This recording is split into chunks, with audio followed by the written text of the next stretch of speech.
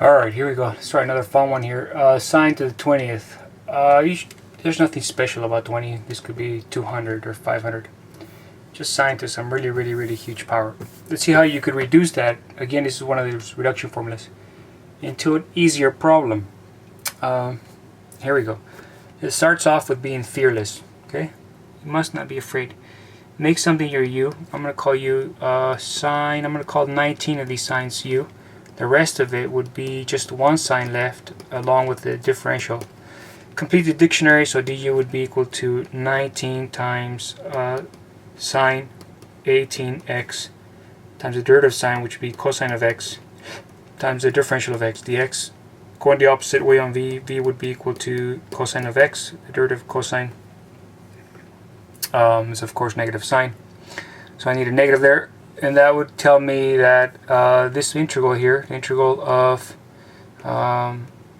sine to the 20x dx is equal to vu, that would be negative cosine of x sine of 19 of x minus the integral of v du.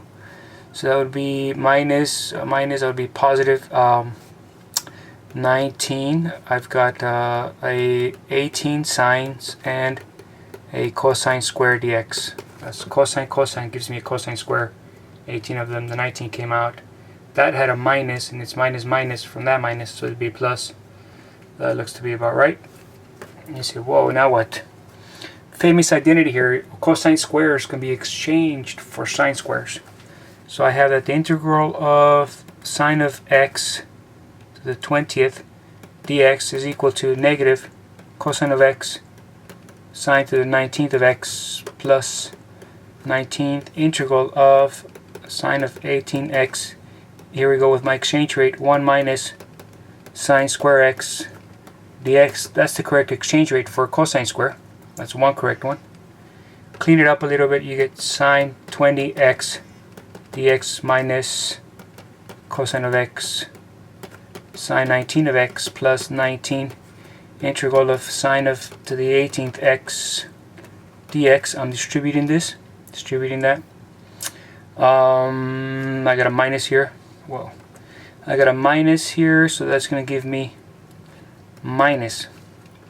That's going to give me minus 19 sine 20x dx. You say, whoa, there's the boomerang effect again. I got the same thing that I started off with. Over here, 19 of them. I add positive 19 of them on both sides, and I get that 20 of these. 20 integrals of sine to the 20th x dx is equal to negative cosine of x sine of 19 of x plus 19 integrals of sine to the 18th x dx.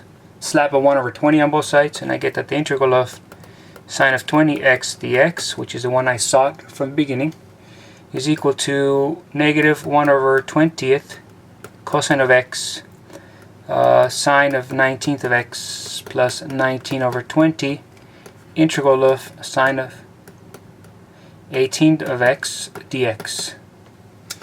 And that, my friends, is a reduction formula. You've got the original problem. You've figured it out into something that's slightly easier. You only have 18 of them. You could easily repeat the pattern just for fun. Try and see what the pattern would be. So long as you didn't simplify much stuff here, the pattern should be clear for you just from looking at this formula. I'll just do a little piece of the pattern here. What do you think would be if it was sine of 18th of x dx? What do you think the pattern would be? Look what it was for 20. You see the 20 there.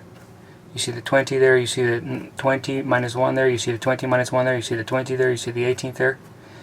You got to repeat the same pattern. Now it's 18, so it would be negative 1 over 18 cosine of x sine, not 18, but 1 short of 18, 17x plus, again 1 short of the 18, that would be 17 over 18 integral of sine of, again this would be 2 short of the original one, 16x dx. That would be the pattern for sine of 18, and so on and so forth. Each one of these you could reduce, plug it back over there, and you'd be done in about 5 hours. Okay, famous reduction formulas by parts. Alright, peace. Maybe one more.